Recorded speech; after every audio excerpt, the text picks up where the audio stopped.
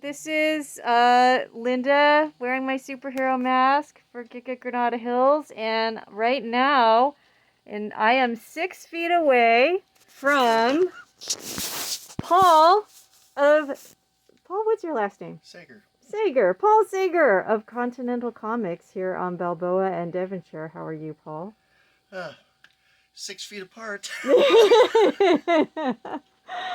Okay, and I just want to let everybody know that Paul is doing, even though all the non-essential businesses are supposed to be closed, Paul is doing phone orders, for curbside pickup of any comic you wanted. And here tonight we're gonna talk Mail order about shipping too. mail order shipping of comics and lots of quarantine reading material. And I wanted to get a few recommendations from you, Paul, about quarantine reading. And so first I'll ask, and I know different people have different tastes. True. So let's start with the person who really wants to just lean into this whole like apocalyptic end of the world nightmare scenario. And what would you recommend for the leaner inner? Well, that's actually kind of easy because they've been doing apocalyptic comics for a while. One of the most famous ones even got a TV show, and we all know that is The Walking Dead. Ta-da! This is Volume 1 and Volume 2, and the whole series is over now, but if you ever wanted a time to jump into something that has, zombies and a disease that hit the earth that made the dead come alive, this is your big chance because it's really good reading. It moves quickly, like any good movie. You can always tell it's a good movie by the time it gets over. You're going, what? It's over? I want more. That's what this series is like. Every time I finished one, I couldn't wait for the next one, and I read it in the trade paperback format, not in the comic book format. So I actually waited until there was a lot done before it actually came out.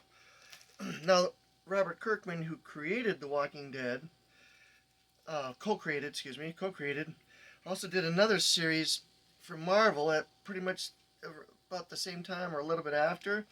He did one called Marvel Zombies, and there's different ones of those that are out now.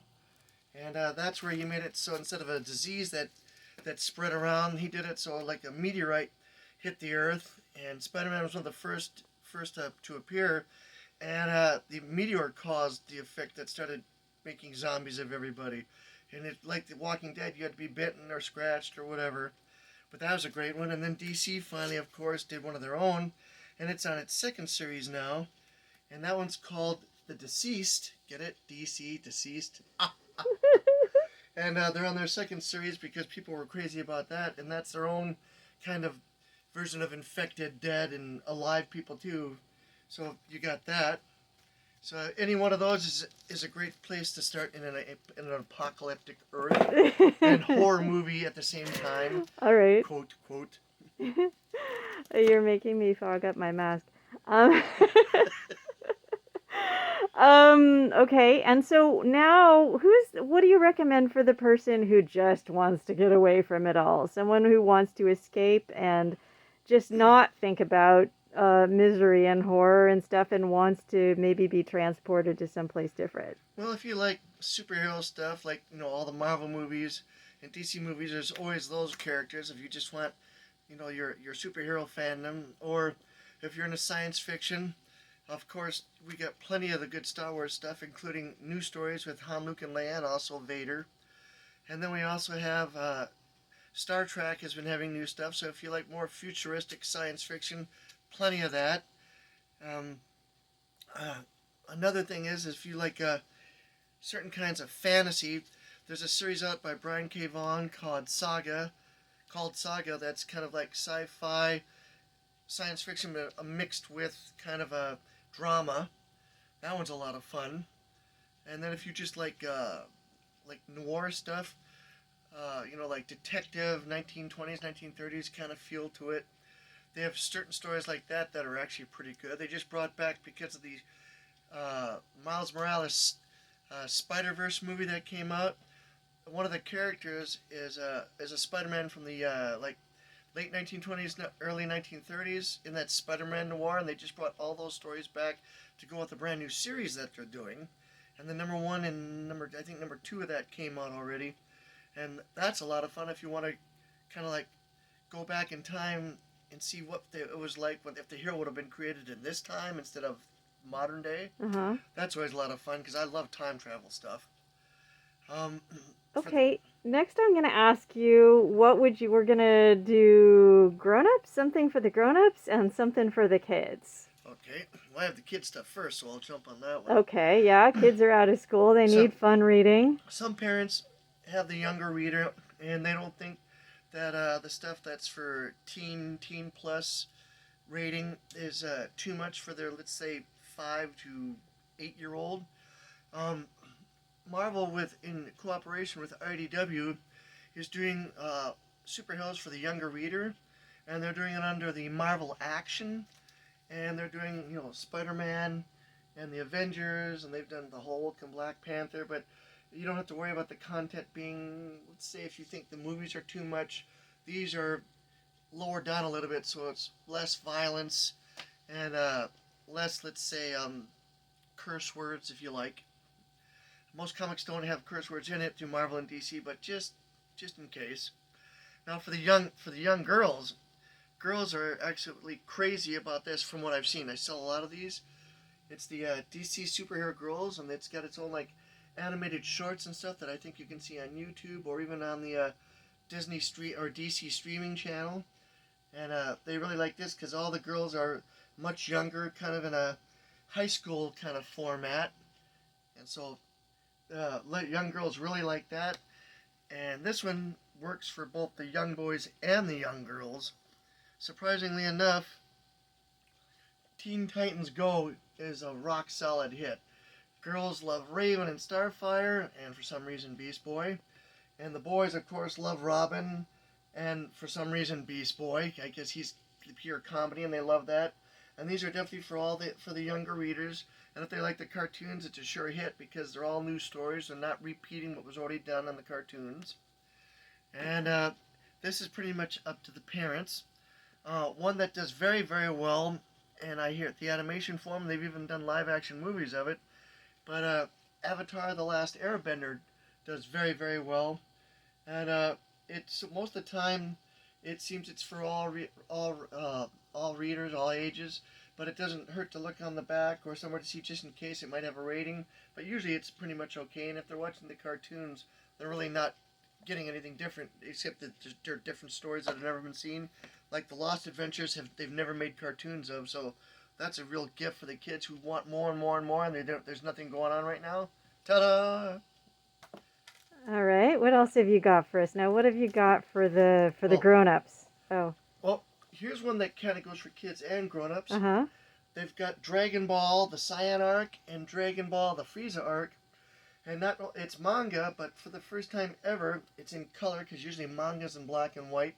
But Dragon Ball is such a powerful hit that they decided to color it, and these two story arcs are in full color, and the younger people can read it, and believe it or not, kids in their teens and adults in their 20s seem to really like it. So that's always a winner. Okay. Now, if you want something also for escape reading, but a lot of fun, but you also get superheroes, but you also get kind of the horror scary aspect. I love that Dark Horse and DC Comics got together to do the Superman versus Alien stories, plus a few other ones. Like, what if Superman, crashed on Earth, but was raised by apes and became like a Superman kind of Tarzan character? But they're all what they like.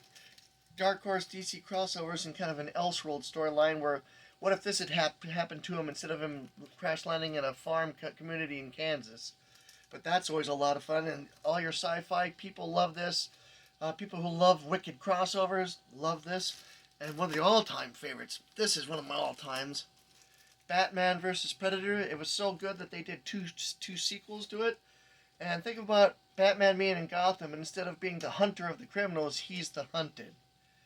Kick-butt story. There's not a parent alive that wouldn't enjoy, fathers would love this, teenage boys would love this, girls who are into kind of gothic horror love Batman at his best.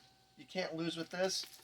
Plus, it's got a few other stories in there too that are a lot of fun. But again, it's a mixture of like Elseworlds and crossover stuff. Cool. Now, for the adult who wants to get away from it all, and if you liked Ron Perlman in Hellboy, the Hellboy movies, the original Hellboy books are fantastic. And there's a lot more in the original story that was in the movies, and each continuing miniseries that Mike Mignola did after the fact just got better and better, which is why they decided to make 3 movies out of it. But that's always a lot of fun, and it's completely different. And you could almost call it being like Hell on Earth, because he's from hell but been raised to be good, and these creatures keep somehow slipping through into our world, and it's one of his jobs with the BPRD, which is the agency like the CIA or whatever that stops them from, destroying the Earth. And now this one's a really good classic. It's very dark, but it's also kind of a romantic love story of loss. Ooh. And this one's The Crow, the original edition, not the new stuff that came after it, by James O'Barr. And if you saw the movie, they did such justice to it in the movie, but there's a lot that wasn't in the movie that's in this. And there's nothing like seeing O'Barr's artwork to see why he wanted Brandon Lee to play the part, because the actual artwork and the story of the character are absolutely amazing.